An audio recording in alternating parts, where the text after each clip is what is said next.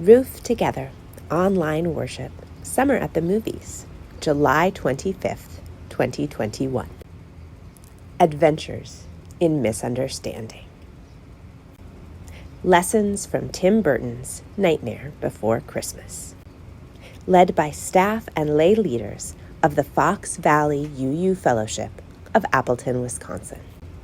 Reverend Christina Leone Tracy, Dr. Stephen Sayek, Adam Robinson, Cindy Darling, and Jack Skellington, the Pumpkin King. Our welcome this morning is from Allison Cole Duren-Sutherland. Hello, and welcome to this online service of the Rogue Valley Unitarian Universalist Fellowship, which we call ROOF. I'm Allison Duren-Sutherland, your summer worship coordinator, and today we're celebrating Christmas in July, or possibly Halloween. Our worship service this morning takes Tim Burton's Nightmare Before Christmas as our sacred text. Last Halloween, Francis and I dressed up as Zero and Sally, characters from this movie, which is a holiday staple at our house. In these dog days of summer, I'm excited that our Summer at the Movies worship theme is offering us a chance to reflect on some of the holidays we love the most. During times we cannot safely meet together, these online services are our way of connecting and continuing to keep the values of our congregation and association active in our lives and in the world. We're glad you're here, and we ask you to join us in our mission of embracing diversity, empowering connection, and engaging in the work. Each week, we acknowledge that the land on which we live is the original home of the Cow Creek Umpqua, Lakawa, Takelma, and Shasta peoples. We remind ourselves that Indigenous people are still part of our communities and continue to experience the effects of colonization and conquest. We are committed to fighting for the worth and dignity of Indigenous people in our community and around the world.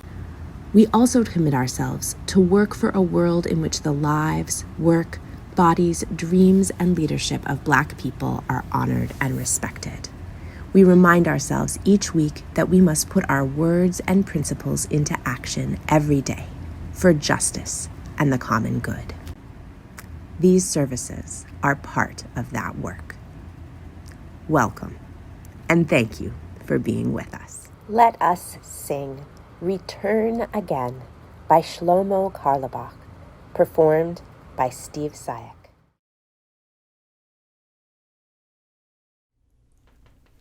Return again, return again, return to the home of your soul. Return again, return again, return to the home of your soul. Return to who you are, return to what you are, return to where you are, born and reborn again. Return again, return again, return to the home of your soul. Return again, return again, return to the home of your soul.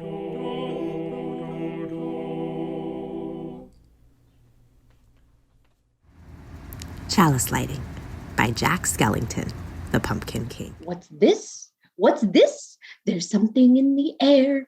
It's time to fill our chalice flame, but why? Not to fill the jack-o'-lanterns, but to fill our hearts with warmth and glow as we settle into worship together.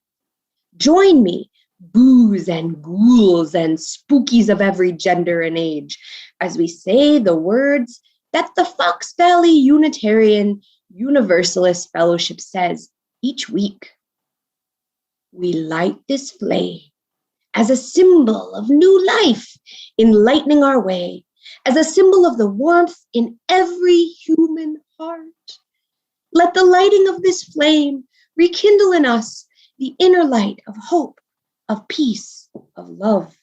May we share that light with all people.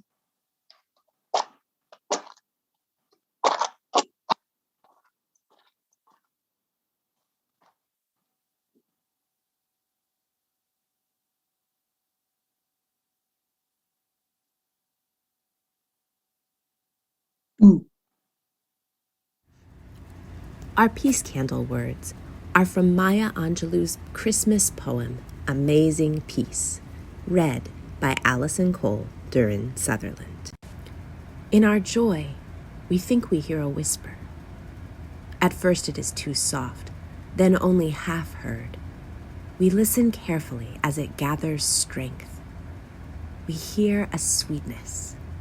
The word is peace. It is loud now. It is louder, louder than the explosion of bombs. We tremble at the sound. We are thrilled by its presence. It is what we have hungered for, not just the absence of war, but true peace. A harmony of spirit, a comfort of courtesies, security for our beloveds and their beloveds.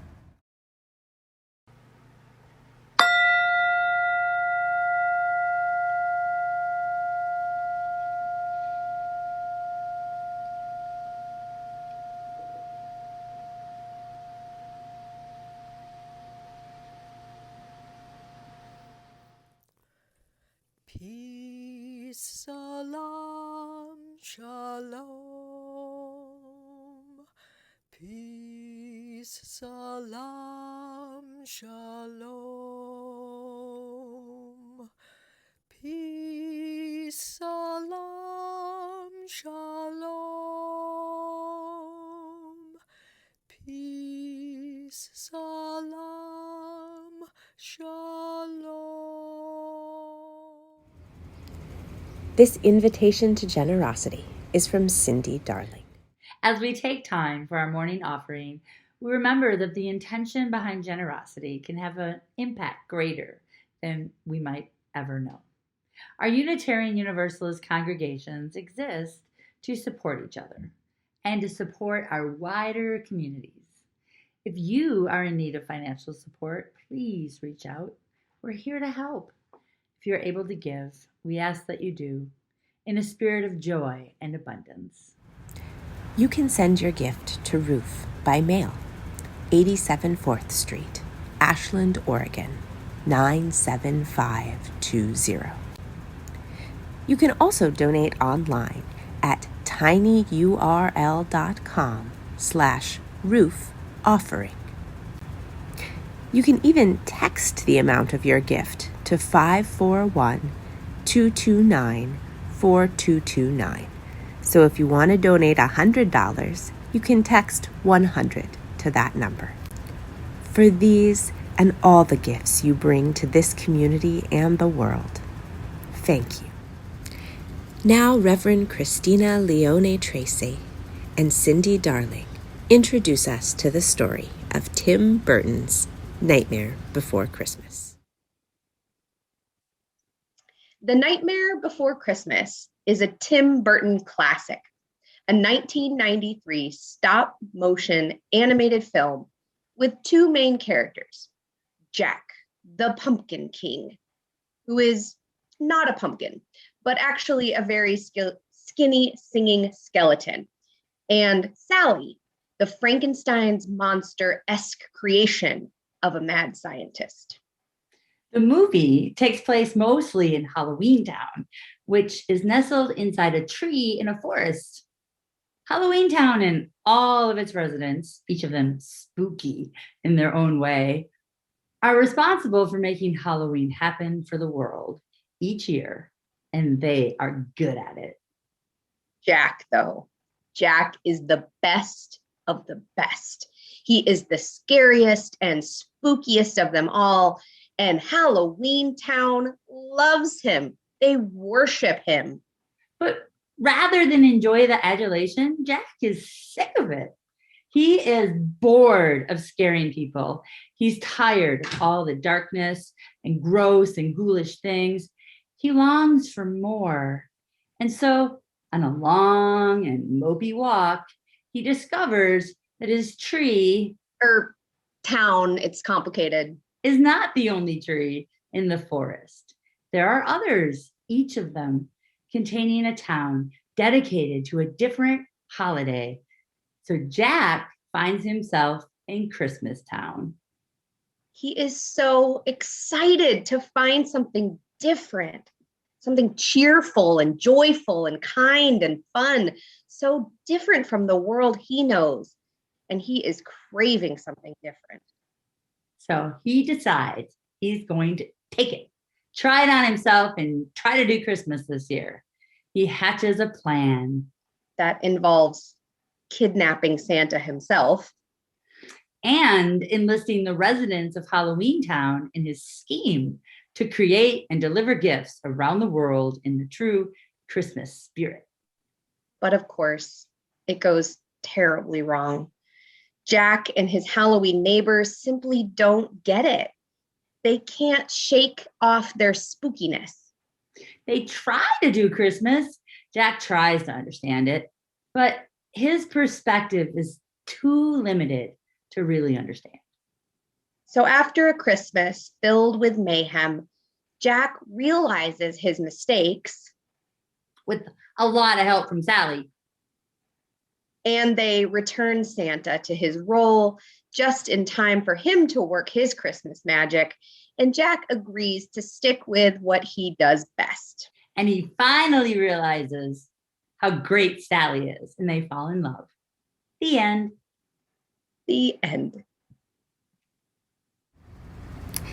This song is Jack's Lament from The Nightmare Before Christmas, used by permission from CVLI LLC.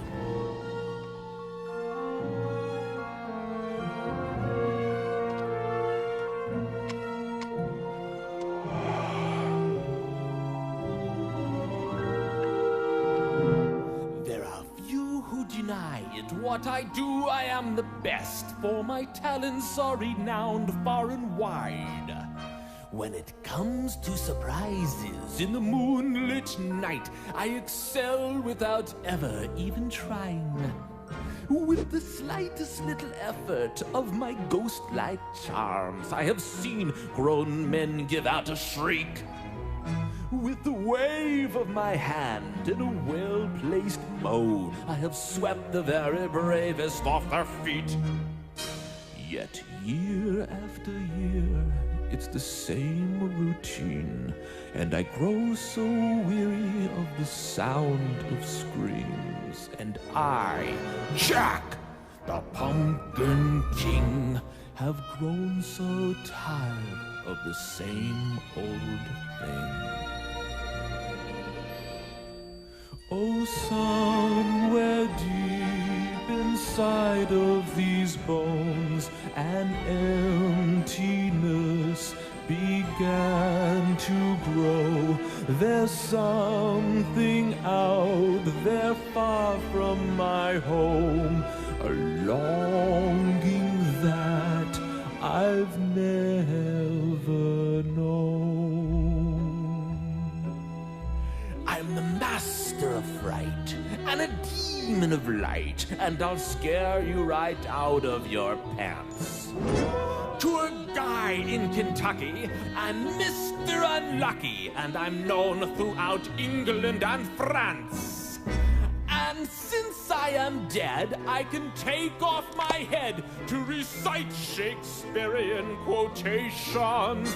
No animal nor man can scream like I can with the fury of my recitations. But who here would ever understand that the Pumpkin King with the skeleton grin would tire of his crown if they only understood he'd give it all up if he only could. Oh, there's an empty place in my bones that calls out for something unknown. The fame and praise come year after year, does nothing for these empty tears.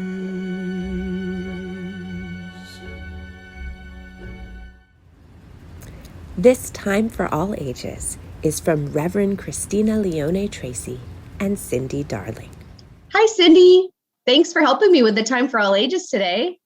Hi, Christina. Sure, happy to help. Before we get started, how are you doing? Oh, thanks for asking. I'm okay. I'm, bored, ready for things to fully reopen so I can go do some stuff. Yeah, I understand that. I'm also bored. I'm stuck here at home after my Achilles surgery. I can't do anything. I can barely even get around my house, let alone go do anything fun out in the world. That sounds really rough, Cindy. How are you managing? Well, I'm trying to keep myself busy, but it's hard. I feel like I've done every possible puzzle and coloring book out there, but I did get a new one recently, and it's pretty challenging, which I like. Hang on, let me grab it and I'll show it to you. Cool, I want to see it. Oh, Okay. Hey, wait, Cindy, are you in a wheelchair right now? Yes. Oh my gosh, that's so fun. I would love to have a wheelchair. Then I could do fun stuff in it, like wheel around and race on the sidewalk and stuff. Christina, it's a wheelchair. It's not a toy. I mean, I know it's not a toy, but I'm just so bored these days. Something new and different, like a wheelchair, would be really cool to play with. Hey, can I borrow your wheelchair for a few days? What? No, are you kidding? I need it because of my ankle and my surgery recovery. Okay, I mean, don't get all offended, Cindy. I'm just asking to use it. I won't break it or anything. I just want to play with it for a few days. It would really break up the boredom of these long days. I hear you, Christina. I know you're bored, but you can't just take my wheelchair. It's not yours, and it isn't for that. It's something I need. It's important to my mobility right now. You can't just use it for whatever you want. That's not how it works. Oh, okay. I guess that makes sense. I just got all excited. I was only thinking about what I wanted and needed. I wasn't really thinking about your needs and how your wheelchair is meant to be used. I'm sorry. I was worried about you though for a minute there, Christina. I hope you can find something else to keep you from being bored. Maybe try a new coloring book. Good idea. So, any of you at home, have you ever felt like you need something more or different in your life? That happens a lot. It happens with toys or activities, or even sometimes more precious things like religious practices or cultural identity. People sometimes wish that they just had something more. But it's important that we not just take stuff from other people. We can't take things that aren't ours, not toys or belongings, and not religious or cultural practices either. As much as we want something more or different, we need to be careful to find our own ways, or be very careful about being in relationship with people who invite us into their practice, rather than just taking things for our own purposes. When people take the practices of other religions or cultures without understanding or sensitivity, we call it cultural appropriation.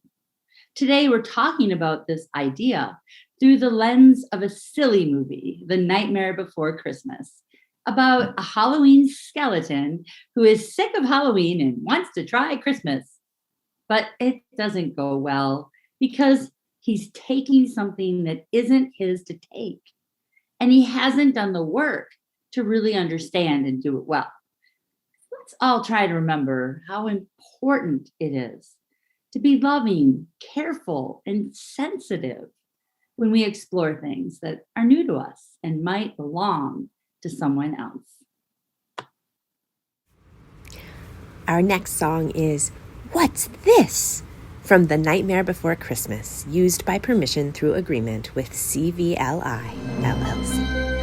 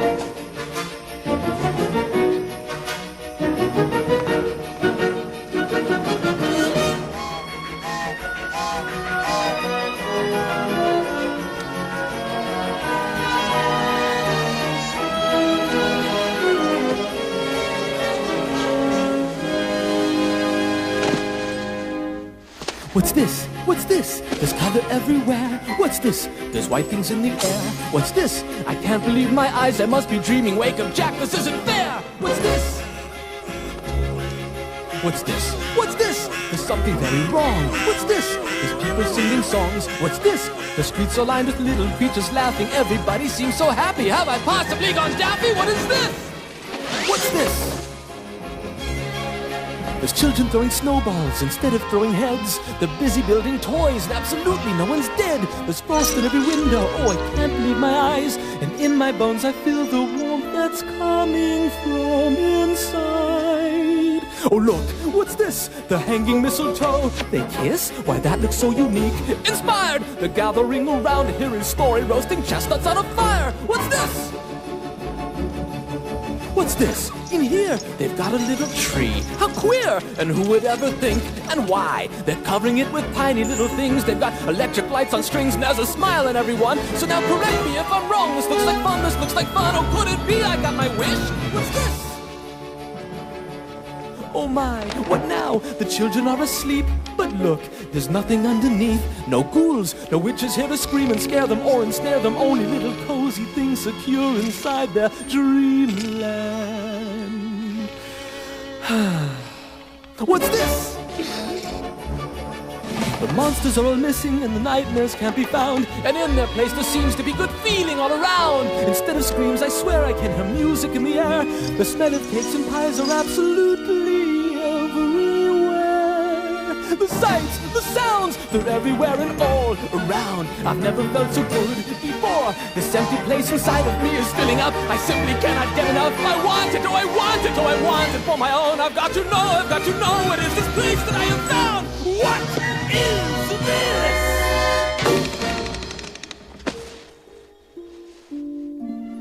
Christmas Town? Ho, ho, ho, ho, ho, ho, ho, ho. Our sharing this morning is Adventures in Misunderstanding by Reverend Christina Leone Tracy.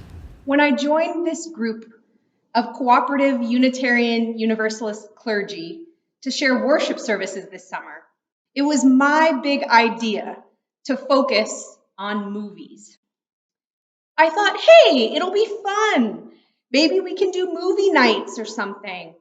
An easy way to tie in a bunch of services together. And it turns out it has been fun, but at first, I really, really struggled to decide what movie I wanted to focus on. I changed my mind several times, and finally one of my coworkers said, "What's Nevin's favorite movie right now?" She was referring to my 5-year-old son, Nevin, and wondering if that might give me some inspiration. The problem is, Nevin doesn't really watch movies. For whatever reason, he likes TV, but he just doesn't have many movies that he likes. Except The Nightmare Before Christmas. Don't ask me why, but this kid, who is actually quite sensitive and has a lot of reasonable fears for a 5-year-old, loves The Nightmare Before Christmas. In fact, this summer, for his annual big adoption day party, the theme for the party is Nightmare Before Christmas. I wasn't even familiar with this movie until I met my husband a decade ago, but I have come to learn what a following it has. It is among those favorite Christmas movies that many people list alongside Rudolph the Red-Nosed Reindeer, Miracle on 34th Street, and Die Hard. But this one, The Nightmare Before Christmas, is weird. I mean, I guess Die Hard is weird for a Christmas movie, but I'm not here to judge. The Nightmare Before Christmas is also a Halloween movie, and in some ways it's neither. See, I have a lot of empathy for Jack Skellington, the Pumpkin King. He's good at his job, but he's bored. He's depressed. And I imagine living in Halloween Town would get depressing.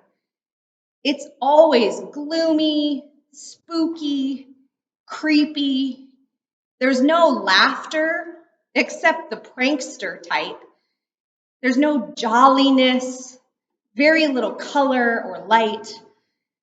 So I have empathy for the fact that when he finds Christmas Town, he is overwhelmed by the difference from his day-to-day life, and he is so excited by what he has discovered.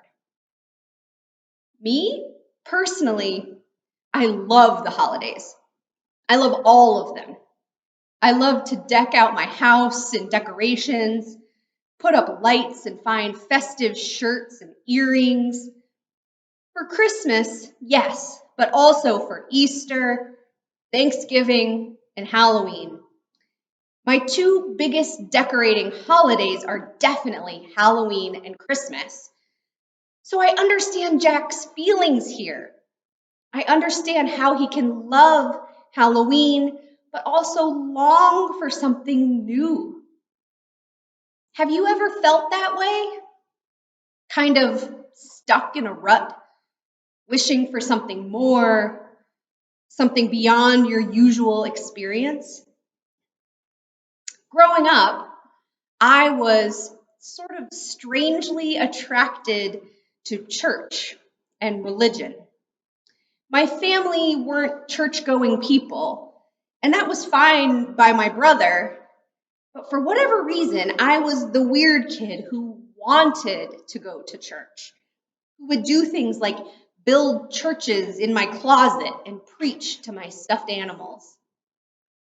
I attended church with my friends, and it felt good, but in elementary school, I remember inventing a whole new religion with my friend Lindsay. We worshiped a goddess, and we had all sorts of rules for what that worship entailed and forbade. I have no memory of how this came to be, but I remember that it didn't last long because my friend's family found out, and their Christian faith clearly did not allow for the worship of random other gods. But I recall this memory from a place of empathy for what we are going to talk about today. The idea that sometimes our deep longings for something more can land in ways that are at best awkward and at worst harmful. How can we seek and find that more without causing harm? The scene that is my favorite in the whole of the movie, The Nightmare Before Christmas, takes place early on Christmas night. After much preparation, Jack has finally taken off in his sleigh, despite the thick fog, utilizing his ghost dog, Zero, whose bright red nose reminds us of Rudolph. And they're flying from housetop to housetop as Jack delivers the gifts that the residents of Halloween Town have prepared for the good children of the world. Jack slides down each chimney and carefully places the gifts in the stockings and under the tree. And early in the evening, a little boy sneaks down, hearing Santa, and he sees Jack. Stunned, the little boy can't even talk. But Jack just smiles his giant, toothy skeleton grin and says, "Merry Christmas!" and hands the boy a gift and then scampers back up the chimney. Jack is reveling in this joyful job. And that's one of the reasons I love this scene so much, his joy. But what Jack fails to realize is that the lights are switching on all over town. Screams are following in his wake. His intention to bring Christmas joy has failed. And his impact is that he is actually terrifying people with each delivery of Halloween Town scariness. It's a funny scene, but it's also sad. It's sad that Jack is, for the moment, so oblivious to the harm that he's causing, thinking only about the fun that he is having. Many people in majority culture, white, cisgender, heterosexual, Christian, are inundated or surrounded by our culture as normative. It's all around us all the time, so much so that we don't even have to think about it. It just is. And sometimes that can feel boring. Many of the ancestors of those of us who identify as white immigrated to this country or came as colonizers, and they shed many of the particularities of their heritage and culture, their German customs, or their Norwegian language, in an attempt to assimilate into quote unquote mainstream culture. They did this as a way to survive and thrive in this country, and they or their children reaped the benefits of that white assimilation. But that means that many of us white folks don't know our heritage. We don't carry with us much that is particular or unique. On the other hand, marginalized communities like people of color, religious minorities, the GLBTQ community, disabled folks, and others have had to maintain their cultural and religious heritage or carve out cultural space as a form of survival in the face of repeated attempts at erasure or elimination by majority culture. Recently, in late May, the discovery of a mass grave at the Kamloops Residential School in Canada brought to light again the horrific heritage of Indian residential schools. The fact that children were forcibly removed from families, abused, stripped of their language, their hair, their culture.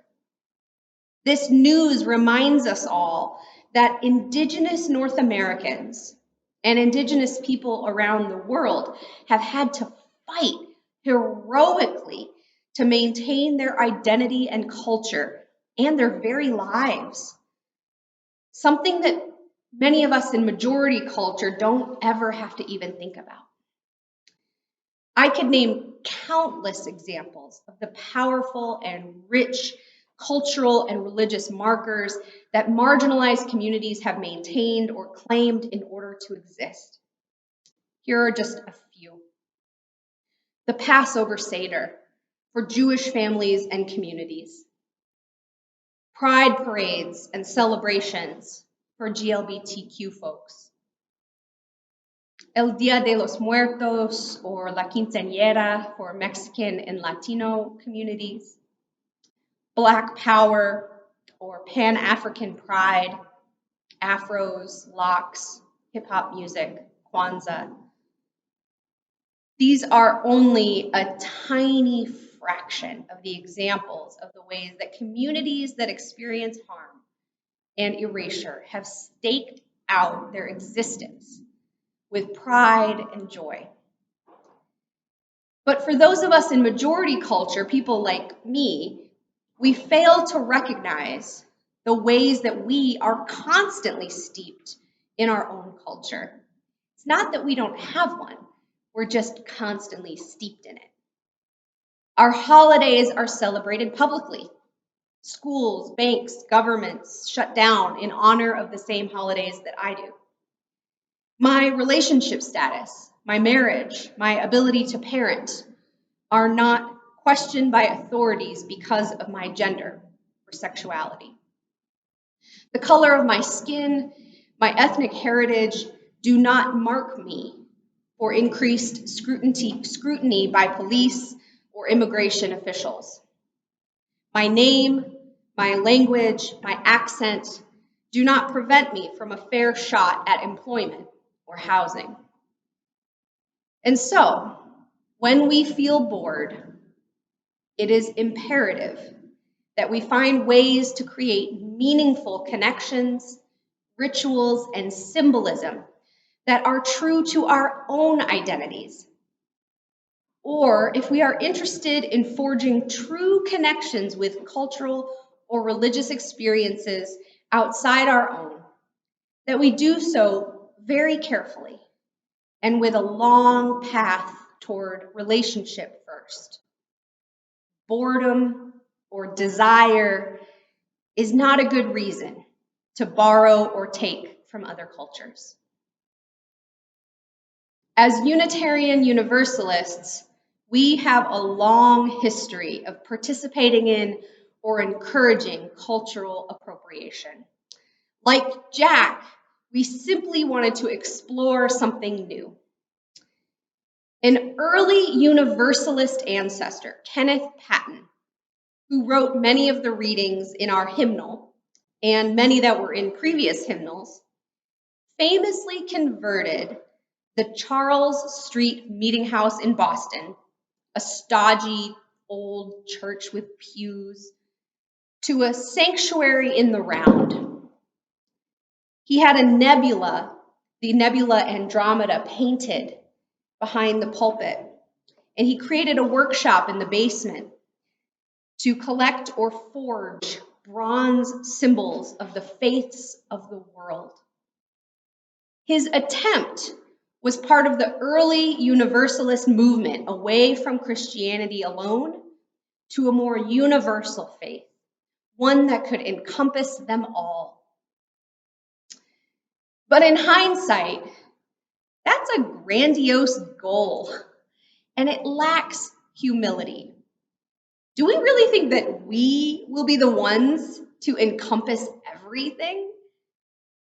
And this form of Unitarian Universalism has continued well into the 21st century, an a la carte approach to religion and spirituality. I have to often remind folks when I teach about our 6 sources of inspiration that despite the way they are listed, they are not a menu from which we can pick and choose. If we are going to have a Seder or celebrate El Día de los Muertos or Kwanzaa, we need to do that carefully and with deep connection to people in our communities whose identities are connected to those practices. Otherwise, we risk spiritual or cultural tourism, or worse, voyeurism. Now back to our movie. Jack Skellington's intentions were good in trying to pull off Christmas himself. I believe the intentions of many people who culturally appropriate are also good. The intention is to learn, to put ourselves in the shoes of someone different from ourselves, to expand our understanding, or to honor and celebrate the culture that is not our own. I know that these are the intentions because I have done it more often than I would like to admit. I'm not pretending that I am the one white person who has never participated in cultural appropriation. So if you're sitting there thinking, oh gosh, I've done that, don't beat yourself up. So have I. But back to Jack. Despite his good intentions, his impact was harmful. He really did try to understand Christmas. One of my other favorite scenes is during the song Jack's Obsession, where he tries to use the scientific method to figure out what this whole Christmas thing is about. But his limited perspective makes it impossible for him or for the residents of Halloween Town to really get it. There's just no way. He cannot take himself and his lifetime of Halloween out of the equation. His experience as a skeleton, whose lifelong purpose has been to scare people, makes his attempt at jolly joy simply not right. And when he forges ahead with his dangerously limited understanding, he harms the very people he was trying to help. This is classic cultural appropriation, well-intentioned, but with a limited perspective. As a straight person, I can have empathy for queer folks and joyfully celebrate for them at Pride, but what I don't get to do is host my own Pride party or dictate what Pride should look and feel like. As a white American, I can appreciate Black culture and the myriad gifts in our culture that Black Americans have made, but they aren't mine to try on as if they were my own. It would be insensitive of me to wear a kente cloth stole or put my hair in locks. If I'm invited to participate in my friend's family Seder, I would warmly accept and do a little advanced reading so that I knew how to join in respectfully. But I won't be hosting a Seder at my own house. It's not mine. When people from marginalized communities call out cultural misappropriation, they are often met with defensiveness. That defensiveness comes from the fact that, as we said earlier, the intentions are often good. People are trying to learn, grow, or connect, but like Jack, those intentions aren't translating into positive outcomes for those who are being impacted.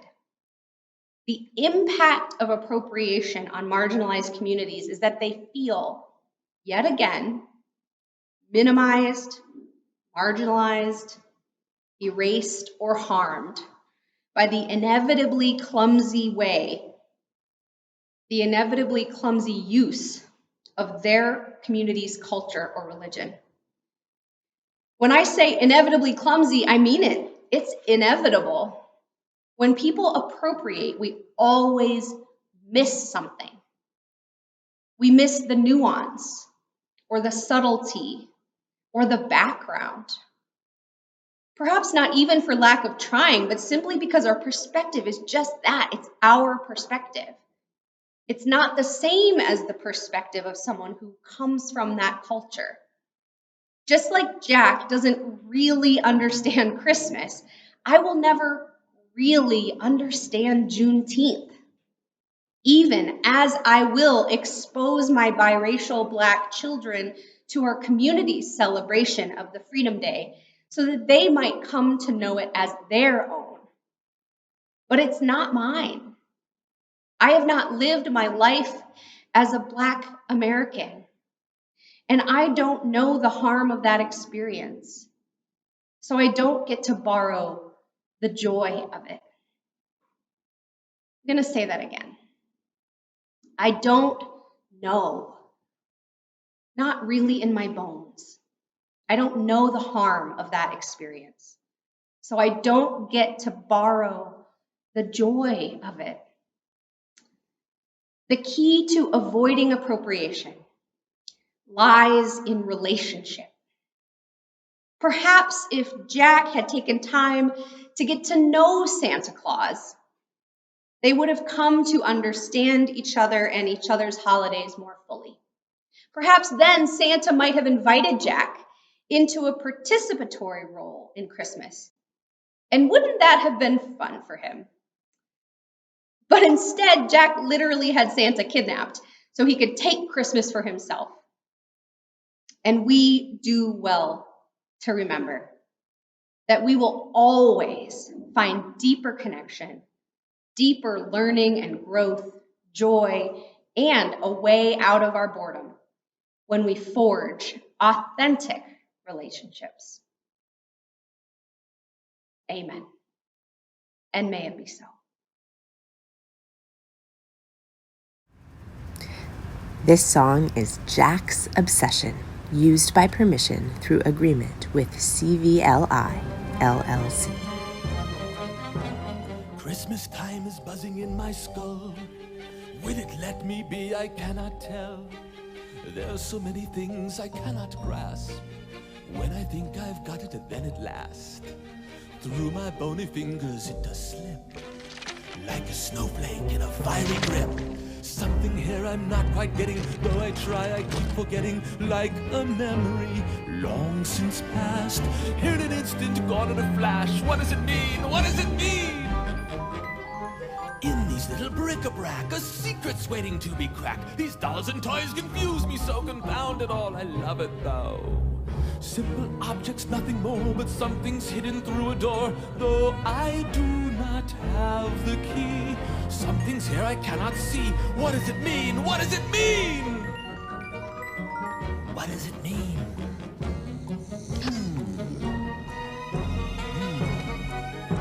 I've read these Christmas books so many times. I know the stories and I know the rhymes. I know the Christmas carols all by heart. My skull's so full it's tearing me apart. As often as I've read them, something's wrong. So hard to put my bony finger on. Or perhaps it's really not as deep as I've been led to think.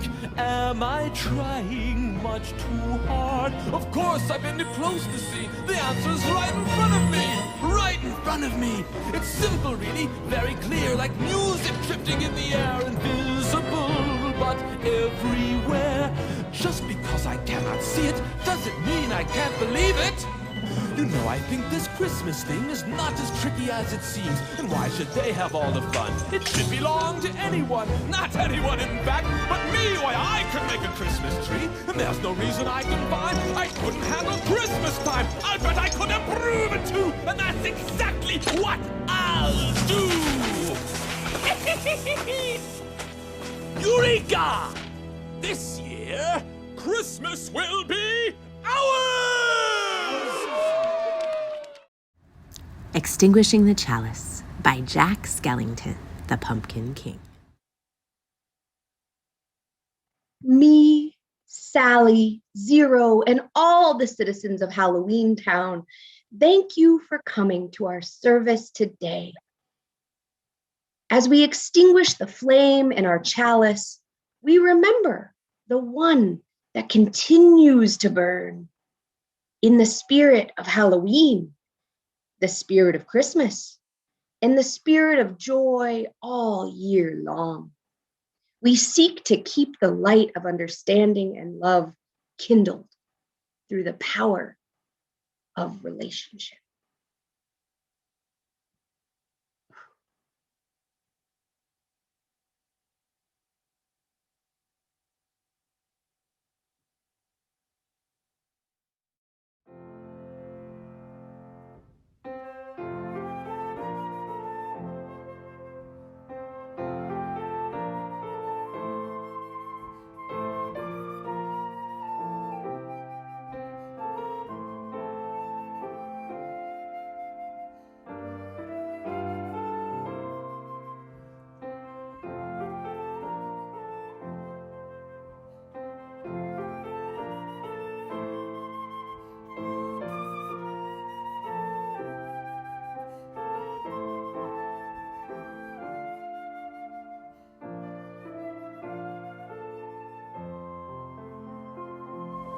You are invited to join us for Zoom Coffee Hour each Sunday at 11:30 a.m. Pacific. Sign up for our mailing list at roof.org to get details each week on how to join our Zoom room.